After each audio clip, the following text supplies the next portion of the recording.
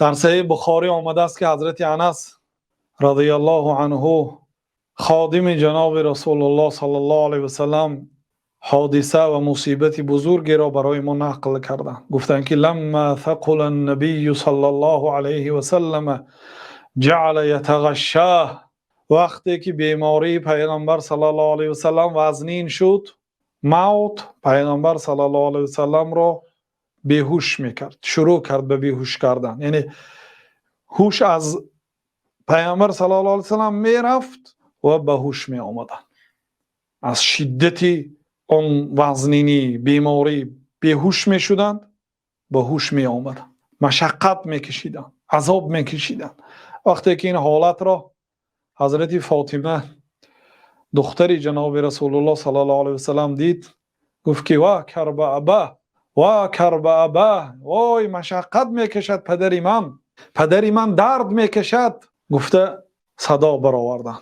پیامبر صلی الله علیه و سلم گفتند که لیس علی ابیک کرب بعد الیوم، برای پدرت بعد امروز دیگر مشقت نیست. این خاص برای پیامبر صلی الله علیه و سلم است. بعد امروز برای پدرت دیگر مشقت نیست. یعنی از مشقت های دنیا با وجود پاکترین خلق بودنشان، پرهیزگارترین و بتقواترین مردی روی دنیا بودنشان، محبوبترین خلق الله تعالی بودنشان، از مشقت های دنیا در امنیت نبودن، یعنی مشقت میکشیدن، بلکه از همه وزنین ترین بلاها و مشقت ها و مصیبت ها را جناب رسول الله صلی الله علیه و سلم چشیدن.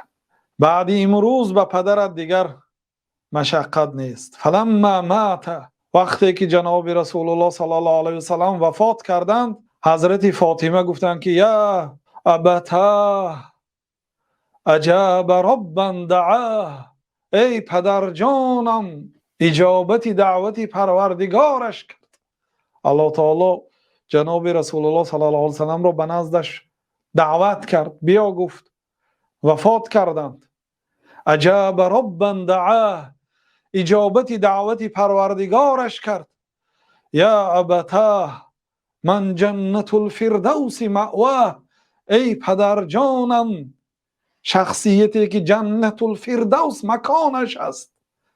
یعنی وصفهای درست است.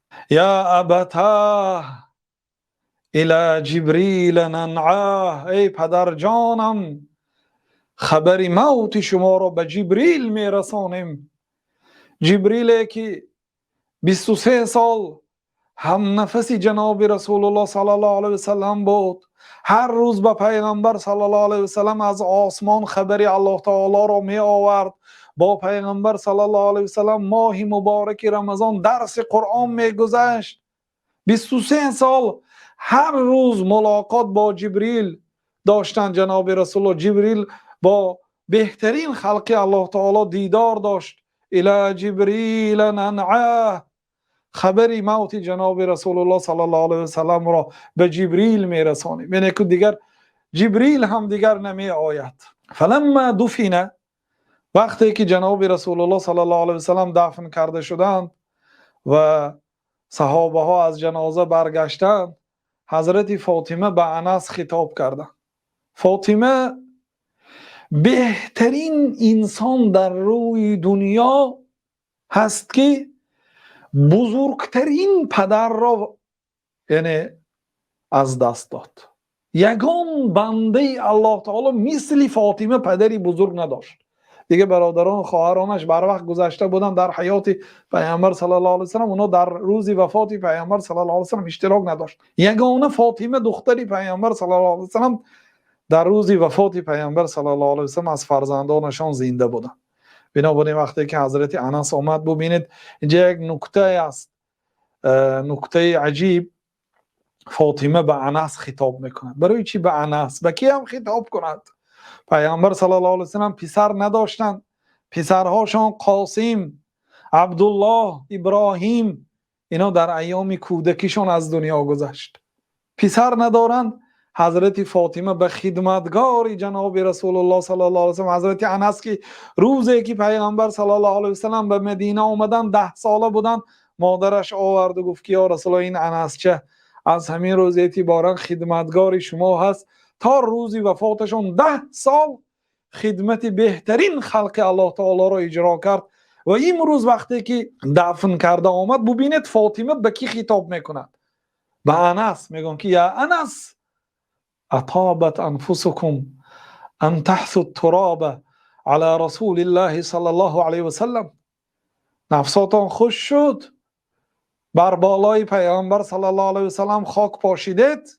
ها، نفساتان خوش شد که بر بالای پیامبر صلی الله علیه و سلم خاک پاشیدید؟ البته نفساشان خوش نشد، لیکن این سنت است. پیامبر صلی الله علیه و سلم امر کردند که وقتی که میت را به قبر میمانید دیگر مجبورید بر بالایش خاک پاشید. اینا به بالای پیامبر صلی الله علیه و سلم خاک پاشیدند.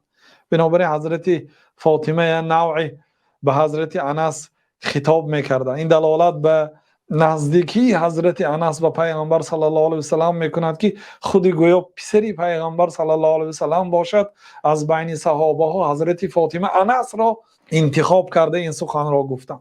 ولئن انقضت محن الدنیا بالموت فسيلاقي الخلق کربا قادما شدیدا علیهم. اگر مشقت های دنیا، مصیبت های دنیا، بلاهای دنیا با کندن جان و سپاریدن جان اگر به آخر رسد، مصیبت های دنیا، زود است که خلق باز مشقت، باز مصیبتی نوبتی را روز قیامت انتظار است.